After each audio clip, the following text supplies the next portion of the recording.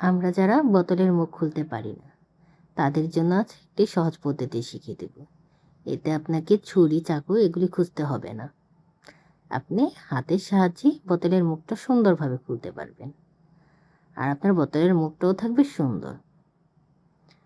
এই বোতলটা পরবর্তীতে আপনি কাজেও লাগাতে পারবেন। দেখেন আমি কিভাবে খুলছি। অবশ্য প্রথমে আমি উল্টা করে ধরে নিয়েছিলাম, পরে এটাকে আমি সোজা করে ধরে বোতলের মুখটা খুলে নেব।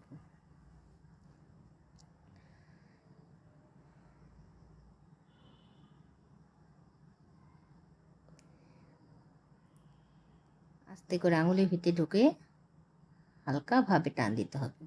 এটা অত বল প্রয়োগ করা যাবে না, তাহলে ওপরের প্লাস্টিকটা ছিঁড়ে যাবে।